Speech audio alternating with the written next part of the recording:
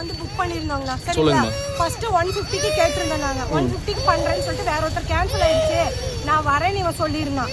சரின்னு சொல்லிட்டு இந்த பையன் வந்துட்டு 300 ரூபாய். நான் சொன்னேன் துபாய், இவர துபாயிலேயே இருக்குது தெலுங்கு பாளையம் அப்படின்னு சொல்லி கேட்டேன். 4 கிலோமீட்டர் அவ்வளவு தூரம் கிடையாது. 4 கிலோமீட்டர் தானே, எதுக்கு இவ்வளவு கேக்குறீங்க? ஆனா என்ன ஆப்புங்க? ஓலா ஆப்.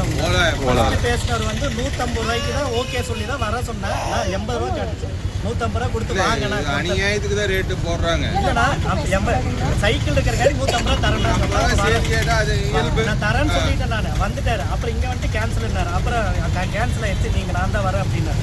அப்புறம் சரி வாங்க அப்படின்னு சொன்னேன். சரி வாங்கன்னு சொன்னேன். ஆனால் அவர் 150 ரூபா சொன்னாருன்னு சொன்னேன். அதுக்கு அவரு நான் வந்து பார்த்துட்டு சொல்றேங்க. வந்து பார்த்தோம்னா 300 ரூபா அப்படின்னாரு.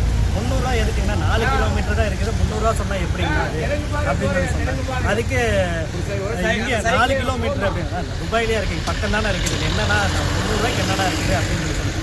சரி கேன்சல் பண்ணீங்க. சரி இங்கே போய் அங்கே நின்று சுற்றி நின்றுட்டு இப்போ கேன்சல் பண்ணி துபாயில் போய் கேன்சல் பண்ணுவியான்னு சொல்லிட்டு வாய் பேசிட்டு பொண்டாட்டி அடைக்கிறீரா அப்படின்னு யாரு அதெல்லாம் தவறு. ஒரு 100 200 500 வேணாலும் அது உன்னோட உரிமை. தேவையில்லாத வார்த்தைகள் வார்த்தை நம்ம தவறா பேசிக்கலாமே. வந்து நீ 1000 ரூபாய் இல்லை, அது உன்னோட வண்டி, உன்னோட உரிமை. அப்ப நான் பொண்டாட்டி நான் கேட்க கூடாதாங்கண்ணா?